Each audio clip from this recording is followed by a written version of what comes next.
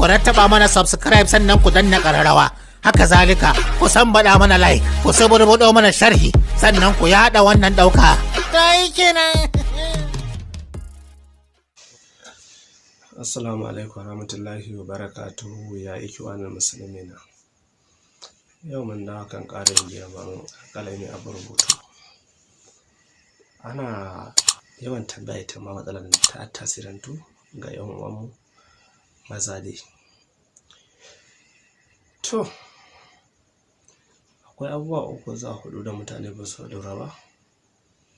Akwai wanda za su samu sanyi, ba su hau ciwon suga da sauran makamantan cutuka da ba su haifar da hakan. To duk wannan fa'idar za ta musu tasirantu a jikinsu kuma za ta musu amfani da izinin Allah. Amma a cika kuma mutane biyu zuwa ɗaya ba su masa amfani ba, ko da ka yi ƙoƙarin yin amfani da wannan fa'ida ɗin, kai ƙoƙari ka jarraba ta, ba za ta yi maka ba. Akwai mutumin da duk lokacin da yake cikin sha'awa za a gabansa ya zama babba, ya wadace shi. Mutum kuma da baya sha'awa ko kuma ne da ka samu ta zama ƙarama ta nune. To wannan mafi yawanci ba matsala ba ce. Matsalar dai daman ta zama ƙarama ce, ko aikata istimna'i, ko ciwon basir, ko sanyi, ko ciwon shuga. Akwai alamu da suke haifar da su da nazari, ko gajiyawa jijiyoyin alƙalaminka. To duk suna iya haifar da haka. To amma an san ba ɗaya cikin biyu a cikin wannan matsalolin. Inda matsalar dai kawai dai duk lokacin da ka ji sha'awa tana ƙara girma, tana waye, amma lokacin da baka ji sha'awa ka ta koma ƙarama, to wannan sirrin ba za ka yi amfani da shi ba. Amma in dai ka san ko ta abin da ya haifar da su ka zama ƙarami, to ka jarraba sirrin nan, zai yi maka in Allah ya yarda.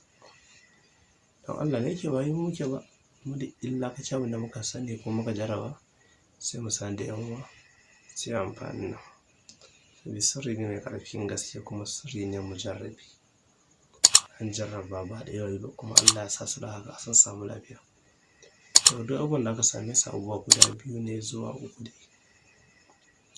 Dukkaninmu kusan kowa zai iya sanin hulba,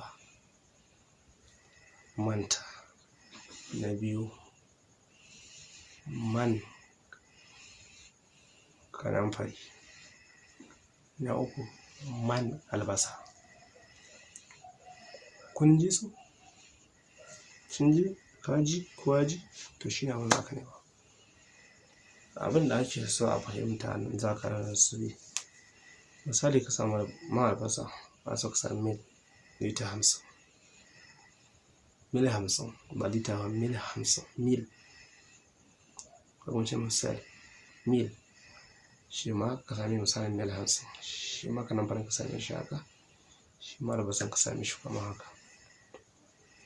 In ka samu wannan sai ka haɗa su guri da ka samu mazubi mai kyau babba, sai ka zuba su. In ka zuba sai ka gauraya su, ka yi dalutin ɗin su. To in ka tabbatar ka yi dalutin ɗin shi, kamar da safe ka yi wanka, za ka fito ga wanka, sai ka shafe iyafin sandar ƙaramin naka gaba ɗaya, ka shafe shi.